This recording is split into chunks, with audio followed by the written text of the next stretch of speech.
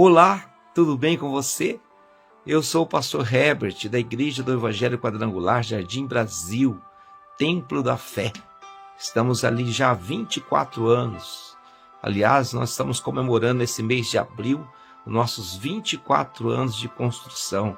Estamos ali há 25 anos, na verdade, né? Nós estávamos na rua Joaquim de Ribaldo, ficamos um ano ali, e aí construímos lá, compramos o terreno e construímos ali. Estamos ali há 24 anos. E no mês de abril, agora dia 7, nós completamos 24 anos de construção do templo. E eu quero convidar você a se inscrever nesse canal, tá? Estamos abrindo agora, e a sua presença junto conosco ali, eu vou estar pondo alguns conteúdos que eu creio que vai ser de grande benefício para você, para sua família.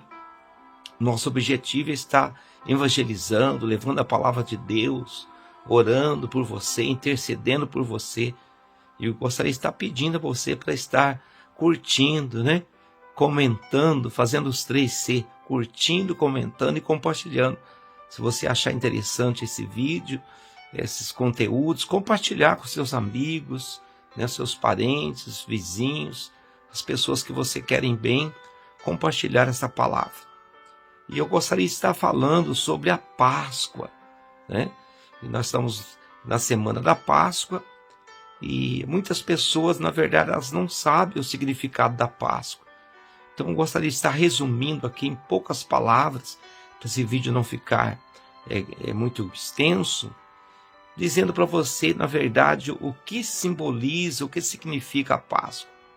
A Páscoa, na verdade, está aqui, eu vou estar lendo para você, no livro de Êxodo, no capítulo 12 de Êxodo, no verso 26 e 27, está dizendo assim, olha,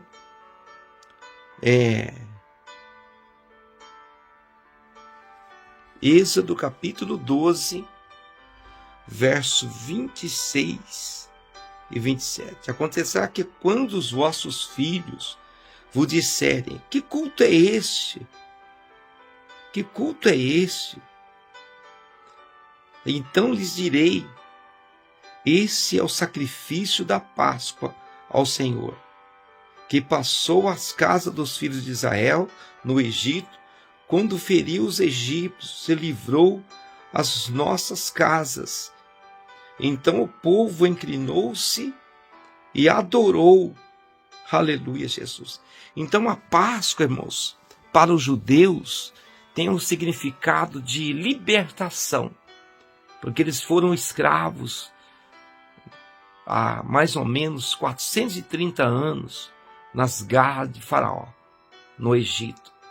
Eles eram escravos ali. Então Deus levanta Moisés para libertar aquele povo. Você conhece a história da escravidão lá no Egito e levar eles a uma terra prometida.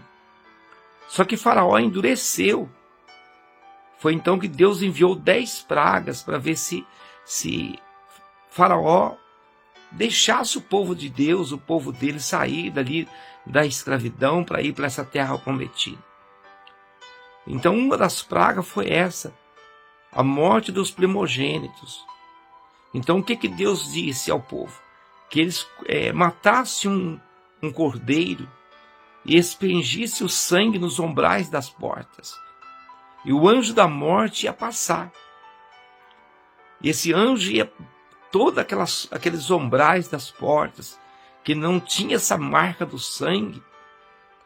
E o anjo da morte entrava e matava os primogênitos.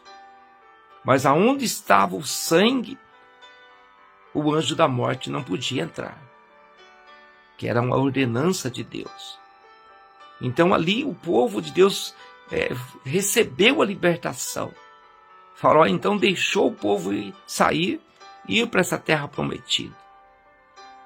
E aí então quando eles entraram na terra prometida, o Senhor ordenou que eles fizessem a Páscoa em comemoração, em lembrança. Todas as vezes que eles fizessem este culto, estariam lembrando o grande livramento de Deus, que Deus fizera na vida deles, dos israelitas. tirando eles daquela escravidão, livrando eles da morte e levando eles para a terra prometida. E aconteceu que, quando os filhos perguntassem, assim disse a palavra, que culto é esse? Por que comemoramos isso? Então era para eles dizerem assim, esse foi o grande livramento que Deus fizera ao povo de Israel. Quais eram os elementos da Páscoa? Era o cordeiro, como já disse, era as ervas amargas, né? E também os pães asmos, né? Não tinha ter fermento. Então ali nós vemos a história, que eu vou estar resumindo, da primeira Páscoa, que foi instituída para o povo de Deus, né? Para Israel em especial, para eles comemorarem. Todas as vezes que eles comemoram, estão lembrando isso, lembrando do grande livramento de Deus que o Senhor fizera na vida dos israelitas, tá? E agora para nós que somos cristãos, o que isso simboliza ou significa? Nós podemos encontrar aqui no livro de Mateus, no capítulo 26, no versículo 17, que o Senhor aqui, ele fez a última Páscoa com os seus discípulos. A última Páscoa e a primeira Santa Ceia. Então Jesus disse para o seu discípulo, e no primeiro dia da festa da Páscoa, dos pães asmos, chegaram os seus discípulos junto a Jesus, dizendo, onde queremos que preparamos a comida da Páscoa? E ele disse, ide à cidade, e a um certo homem dizei-lhe, o mestre diz, o meu tempo está próximo. Em tua casa celebrarei a Páscoa com os meus discípulos.